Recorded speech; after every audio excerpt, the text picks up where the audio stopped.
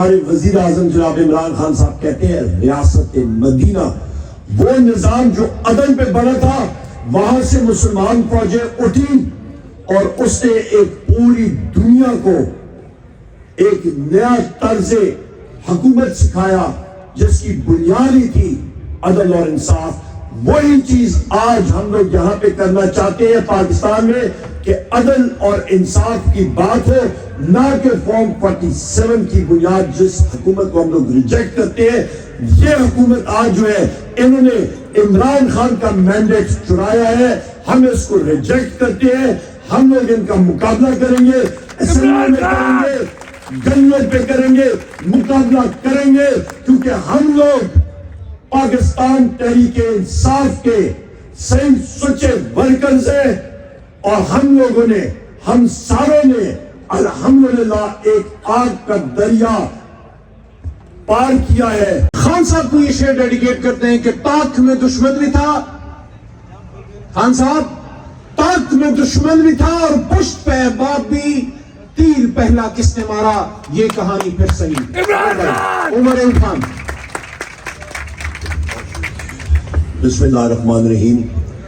جناب chairman Pakistan Tehreek Insaf barrister غور علی خان صاحب، جناب راجہ ناصر علامہ راجہ ناصر صاحب، چیئرمین NWM، یہاں پہ اسٹیج پہ میرے بیٹھے ہوئے جتنے ساتھی ہیں، پارٹی لیڈرشپ ہے، سب کو السلام علیکم، اور بالخصوص خواتین و حضرات اور پریس اور الیکٹرانک میڈیا کے ساتھیوں کو۔ خواتین و حضرات، افطاری کا ٹائم بہت قریب آ چکا ہے اور میں بہت مختصراً بات کروں گا کیونکہ بیرسٹر صاحب نے بھی، چیئرمین صاحب نے بھی بات کرنی ہے۔ اس پروگرام کو انعقاد کرنے میں میں رؤوف حسن صاحب، ہمارے سیکریٹری انفارمیشن ہے، ان کو خراج تحسین اور مبارک پیش کرتا ہوں۔ بہترین پروگرام ہے رؤوف صاحب، ہیڈس آف ٹو یو، اور کوئی کمیٹی نے ان کو ٹاسک دیا تھا۔ خواتین و حضرات، اسلاموفوبیا آیا کہاں سے؟ سب سے پہلے تو یہاں پہ میں اپنے وزیر اعظم اور ہر دل عزیز قائد جناب عمران خان صاحب کو سلام پیش کرتا ہوں کہ انہوں نے اقوام متحدہ کو اس چیز پہ کنونس کیا اور ان کو مجبور کیا کہ اسلاموفوبیا کا دن 15 مارچ ہر سال یہ دن منایا جائے۔ یہ کسی اور کی سوچ نہیں تھی، پر اس سے فائدہ کیا ہے کہ جو نیگیٹو امپریشن بین الاقوامی دنیا میں مسلمانوں کے خلاف تھا، وہ سامنے کرنے کی بات ہے، وہ اجاگر کرنے کی بات ہے، اس پہ بات چیت کرنے کی بات ہے۔ اور اس پہ بھی آپ دیکھیں، ڈرل ڈاؤن کریں کہ وہ آیا کدھر سے۔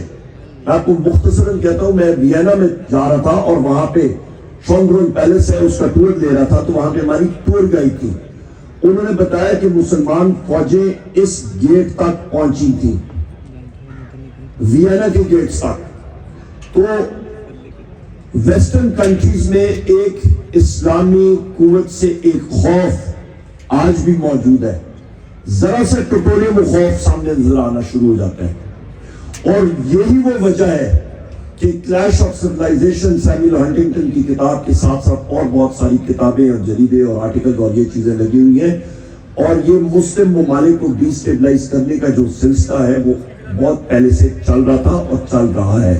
یہ ہماری ذمہ داری ہے کہ ہم اپنے آپ کو اسٹرانگ کریں اور مضبوط کریں، اور یہی وہ وجہ ہے کہ ہمارے قائد جناب وزیر اعظم عمران خان صاحب جو ریاست مدینہ کی بات کرتے ہیں، وہ کیوں کرتے ہیں؟ وہ رول آف لا کی بات کرتے ہیں، وہ کیوں کرتے ہیں؟ خواتین و حضرات، ذرا مطالعہ کریں تاریخ کا کہ اسلام میں اور دنیا میں کوئی بھی ملٹری ہسٹری کا یہاں پہ شاگرد ہو تو آپ لوگوں کو تعجب ہوگا کہ ہمارے نبی کریم محمد صلی اللہ علیہ وآلہ وسلم کو دنیا کی تاریخ میں ٹاپ ریٹڈ جنرلز میں، کمانڈرز میں ان کا نام شامل ہوتا ہے۔ وجہ، انہوں نے افواج میں، عرب افواج میں 8 ایسے انوویشنز لائے تھے کہ ان کی زندگی کے اندر آپ نبی کریم محمد صلی اللہ علیہ وآلہ وسلم نے 8 بڑی جنگیں، 18 ریڈز اور ان کے ماتحت تقریباً 38 مختلف آپریشنز انہوں نے کنڈکٹ کی تھی، اور ساری کی ساری کامیاب۔ اور آپ نبی کریم محمد صلی اللہ علیہ وسلم نے جو سب سے بڑا ریولوشن جو انقلاب لائے تھے، جس کی وجہ سے جب اس دنیا میں نہیں رہے 632 عیسوی میں آپ نبی کریم محمد صلی اللہ علیہ وسلم اس دنیا سے چلے گئے، اس کے بعد 635 عیسوی میں وہی مسلمان فوجوں نے دو سب سے بڑی قوتوں کو شکست دی 6 مہینے کے اندر اندر. ایک آپ کی سسنید پرشین امپائر تھی اور دوسری آپ کی بیزنٹائن امپائر تھی.